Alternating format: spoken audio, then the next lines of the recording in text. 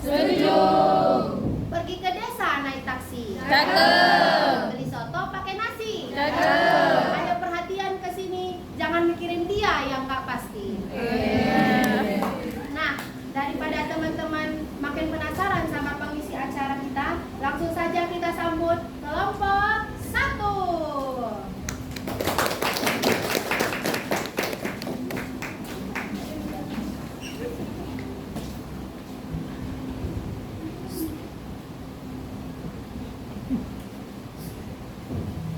Kelompok 1 luar biasa. Kelompok 1 tingkatkan kualitas dengan kreativitas. Apaan tuh? Apaan tuh? Apaan tuh? Siapa kita? Siapa kita? Kelompok 1 yang paling oke. Kelompok 1 yang paling kece. Kelompok lain jangan iri ya.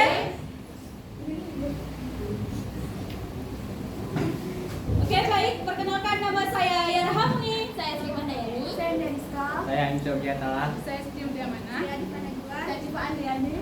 Baik, kami dari kelompok 1 ingin menampilkan hasil proyek Citizen yang berjudul Birokrasi Negara. Selamat menyaksikan.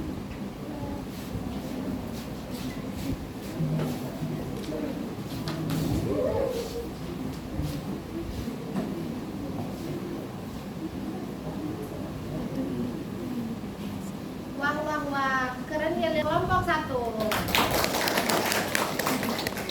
Langsung saja kita masuk pada pembahasan yang pertama, yaitu permasalahan dari birokrasi negara yang akan disampaikan oleh Sri Mahdayani dan Yara Hamuni.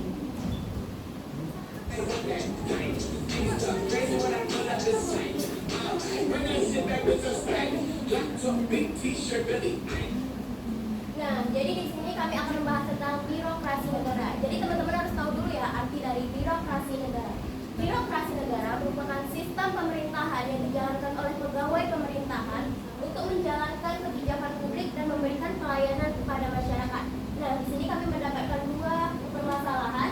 Yang permasalahan pertama ini tentang kolusi atau tentang penyuapan dan penyalahgunaan wewenang.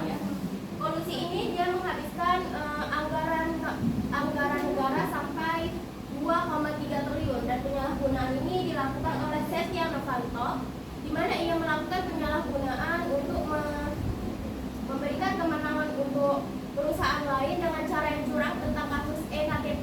Nah, apa itu EKTP? EKTP merupakan kartu tanda penduduk yang berbentuk elektronik. Oke, berikutnya saya akan membahas kasus nepotisme. Nepotisme adalah suatu tindakan di mana yang mengutamakan keluarga, orang dekat, kelompok, organisasi, golongan penyelenggara negara atau pejabat negara untuk mendapatkan suatu pekerjaan atau suatu jabatan dan sejenisnya. Di sini saya akan membahas kasus yang mengenai Anwar Usman. Anwar Usman ini telah dilaporkan ke KPK karena Anwar Usman ini diberhentikan dari jabatannya sebagai Ketua Mahkamah Konstitusi karena melakukan pelanggaran berat terhadap kode etis atas uji materi perkara nomor 90 Peraturan Undang-Undang nomor 21 tahun 2023 tentang batas usia calon presiden dan calon wakil presiden. Sekian penjelasan dari kami, akan dilanjutkan. Terima kasih.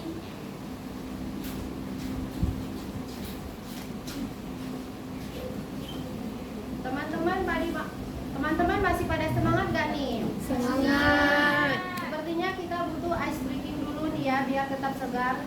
Mari kita saksikan kelompok 1.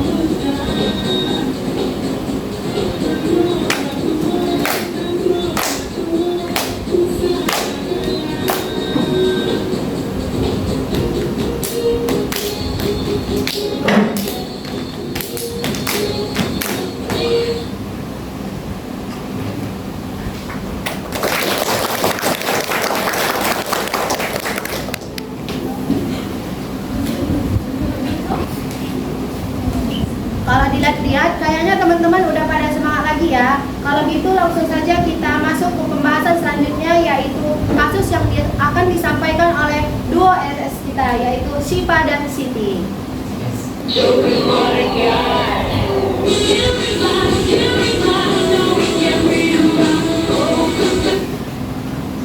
Nah, yang pertama ini kita akan membahas tentang kasus korupsi. Ini merupakan kasus korupsi bisa dibilang terbesar di Indonesia yang melibatkan Setia Novanto selaku mantan ketua DPR.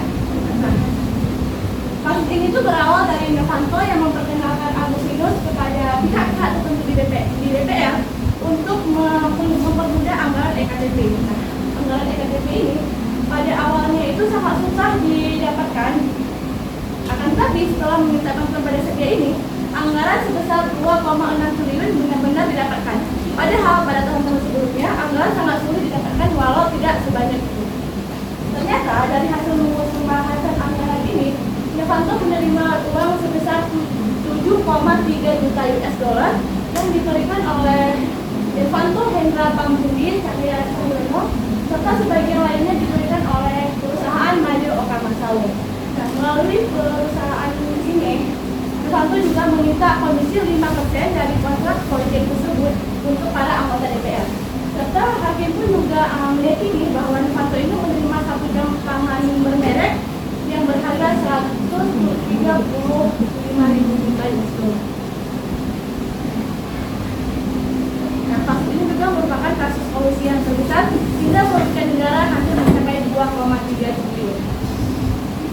Baik, kita masuk ke kasus yang kedua, yaitu tentang nepotisme yang sudah disampaikan tadi oleh Yarmani, yaitu tentang mantan ketua MK Anwar Usman yang kembali dilaporkan ke KPK soal nepotisme.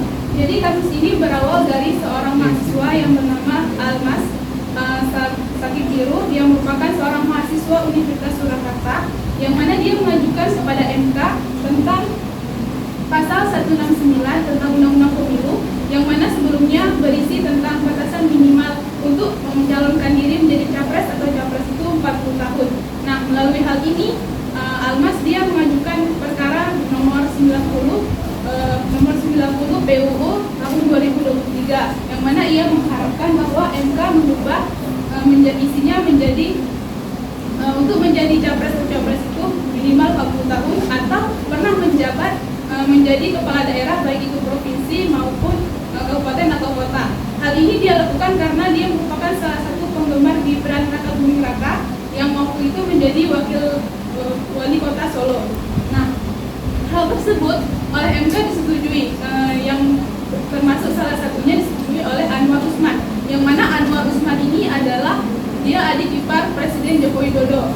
Nah, melalui dugaan persetujuan dia ini, timbullah dugaan bahwasanya kalau si Anwar Usman ini melakukan nepotisme, yang mana dia mementingkan kepentingan keluarganya.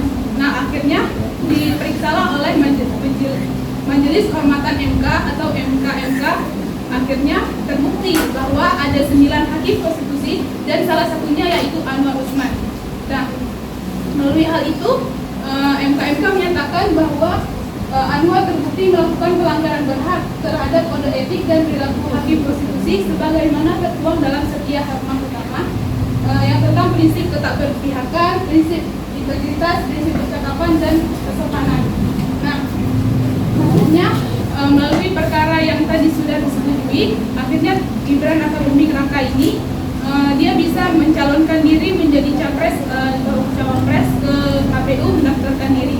Atau ibaratnya hal ini menjadi karpet merah bagi dia untuk bisa melaju ke Pilpres 2024. Sekian dari saya dan terima kasih.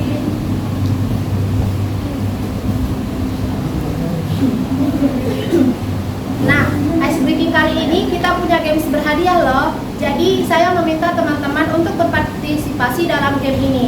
Baik, kami meminta 2 orang dari setiap kelompok untuk memeriahkan games ini. Nah, ada yang tahu nggak gamesnya apa nih? Coba, ada yang bisa tebak? Oke. Jadi kita hari ini akan bermain games tebak gaya.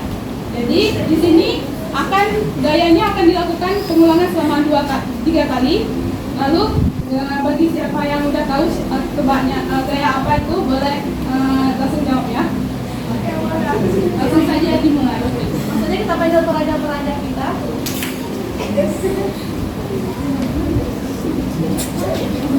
Nah, gaya yang pertama, tolong diperhatikan ya. Gaya yang pertama. Apa itu? Mau diulang lagi? Oke, mau. Tekan lagi ya. Ya, peraja. Betul lah. Ya. Ada yang bisa tahu? Oke. Nembak betul. Salah, kurang tepat ya teman-teman. Ada lagi? Coba ulang lagi. Oke, kita ulang sekali lagi ya.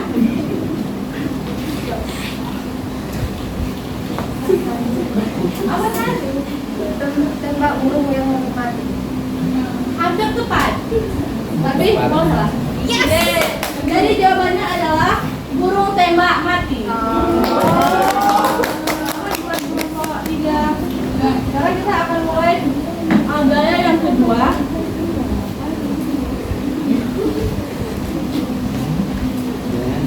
Itu.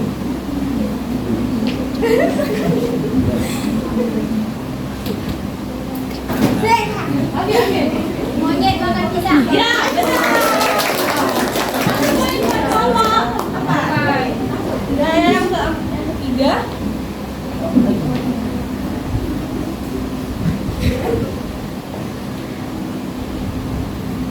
Oke, baiklah sekali lagi. Lan. Ulang lagi. Kita apa? Ada yang tahu? Oke, baiklah. Salah. Oke, hampir ya, tapi salah. Boleh diulang sekali lagi?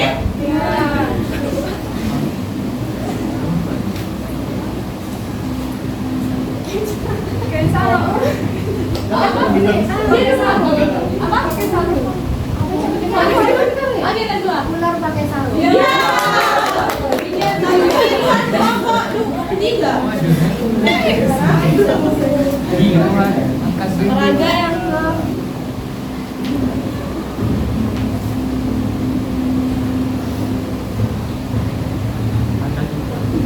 Oke, Naila.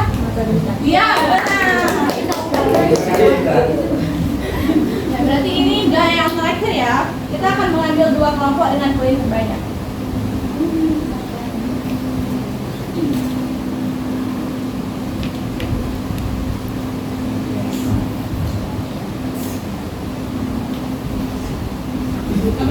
Bisa diulang lagi?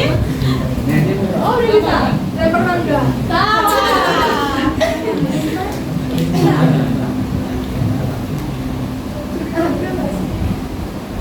Kalau lempar batu sembunyi tangan. Oh, kurang tepat ya. Coba yang pulang. Tapi sekali lagi. Kami nggak mau pakai benda di situ. Oke, lempar sembunyi tangan. Oke, benar. Kalian selamat. Penuh ya. Seri ya ini ya. Oke. Tiga. Enggak, dua. Oke, ini adalah gaya terakhir ya. Karena pada seri.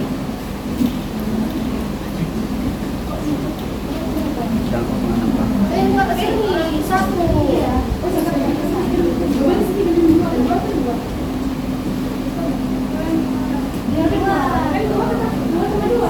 Satu lagi. Semangat dulu.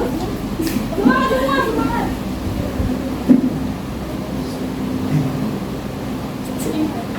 Oke, Naila. Iya. Kelompok 2 dan kelompok 5. Yang lain boleh kembali ke tempat. Kelompok 3 dan kelompok 5. Sorry, maaf. Nah, karena kita sudah tahu nih siapa yang menang, sekarang saatnya pembagian hadiah.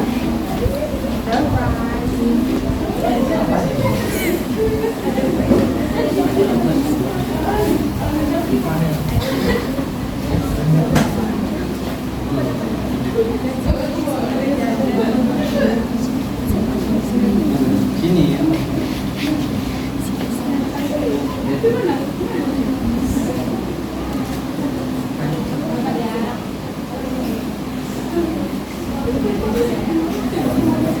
Oke,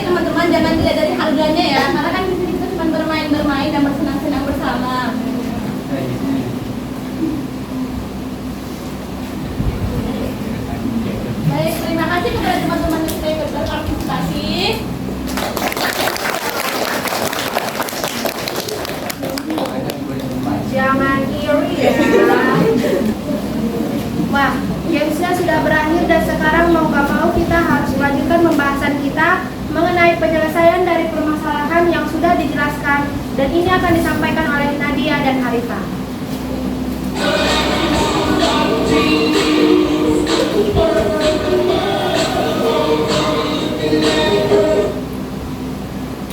Baik, saya akan menjelaskan penyelesaian dari kasus yang pertama, yaitu kasus mengenai kasus Anwar Usman yang melakukan pelanggaran berat. Yang pertama, hakim atau terlapor dijatuhi sanksi berupa pemberhentian jabatan sebagai ketua Mahkamah Konstitusi. Ini berarti Anwar Usman tidak lagi menjabat sebagai ketua Mahkamah Konstitusi, tapi dia masih menjabat sebagai hakim konstitusi jika belum ada keputusan lain yang mempengaruhi posisi tersebut. Yang kedua, Anwar Usman dikenakan sanksi yang melarangnya untuk mencalonkan diri atau dicalonkan diri sebagai ketua Mahkamah Konstitusi.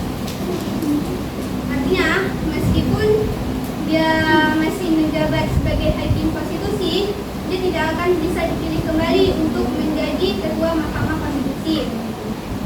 Yang ketiga, Anwar Usman diperkenankan tidak boleh terlibat dalam pengambilan keputusan terkait perselisihan hasil pemilu umum yang berpotensi menimbulkan benturan kepentingan. Dan saya akan menjelaskan penyelesaian kasus yang kedua, yaitu kasus EKTP dari Setia Novanto. Jadi Setia Novanto ini melanggar Undang-Undang Nomor 20 Tahun 2001 Pasal 55 Ayat 1 ke 1 KUHP tentang pemberantasan tindak pidana korupsi jatuh. Yang pertama, pengembalian uang pengganti atau membayar denda sebesar 500 juta. Jika denda tersebut tidak dibayar, maka akan digantikan dengan pidana tambahan berupa pidana kurungan selama 3 bulan. Yang kedua, untuk mengganti jam tangan Richard Mille, Setia Novanto dia diperlukan untuk mengembalikannya karena sudah dikembalikan oleh Andi Narogong. Hal itu diputuskan oleh hakim sidang yang menyelesaikan kasus EKTP Setia Novanto. Yang ketiga, pencabutan hak politik selama 5 tahun. Jadi Setia Novanto ini dikenakan pidana tambahan berupa pencabutan hak politik selama 5 tahun. Hal itu diputuskan oleh hakim pada tahun 2018 di bulan April. Dan yang terakhir, Setia Novanto ini dijerat atau kena vonis hukuman 15 tahun penjara. Sekian dari kami.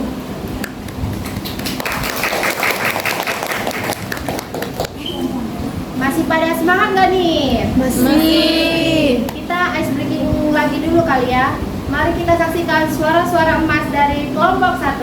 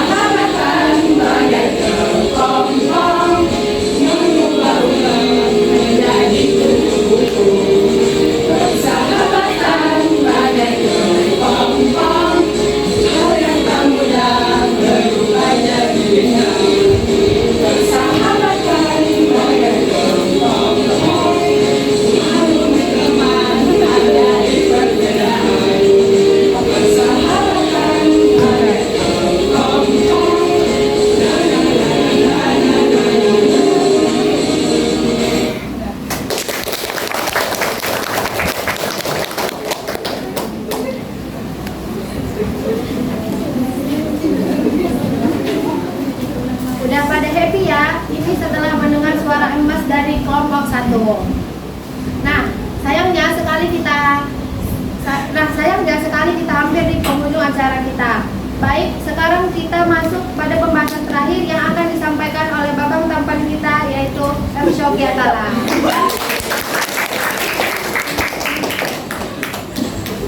Oke, di sini saya akan memberikan solusi-solusi untuk mengatasi masalah suap dan masalah nepotisme. Di sini untuk mengatasi masalah suap ada beberapa solusi yang dapat saya paparkan. Yang pertama, peningkatan penegakan hukum. Pemerintah harus menguatkan penegakan hukum terhadap kasus dengan memberikan sanksi yang tegas kepada yang melanggar. Yang kedua, pemberdayaan KPK dan lembaga-lembaga anti korupsi. Lembaga-lembaga seperti KPK ini perlu mendapatkan perhatian penuh dari pemerintah sehingga untuk menjalankan tugas mereka dengan baik. Yang ketiga, edukasi dan kesadaran publik. Pendidikan anti korupsi perlu dimasukkan ke dalam kurikulum sekolah dan dilakukan secara masif kepada masyarakat supaya mereka sadar. Selanjutnya, solusi untuk mengatasi masalah nepotisme. Di sini juga ada beberapa solusi yang dapat kami paparkan. Di antaranya yang pertama, transparansi dalam proses rekrutmen, yaitu membuka informasi tentang proses seleksi atau penerimaan jabatan atau pegawai secara terbuka. Hal ini dapat mengurangi kemungkinan kecurangan atau ketidakadilan. Yang kedua, penerapan kebijakan anti nepotisme. Organisasi atau pemerintah dapat menetapkan aturan yang melarang praktik nepotisme secara jelas dengan sanksi yang tegas bagi yang melanggarnya. Mungkin cukup sekian solusi yang dapat saya paparkan. Terima kasih.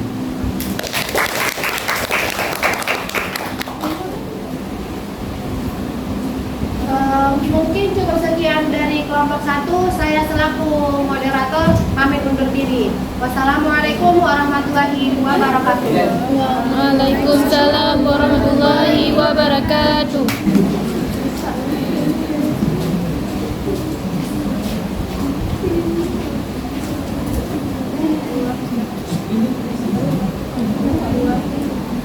Buru-buru, jangan terburu-buru. Sebelum ditutup, ayo kita yel-yel dulu. Kelompok 1, Semangat membara luar biasa. Hei yo, kelompok 1 luar biasa.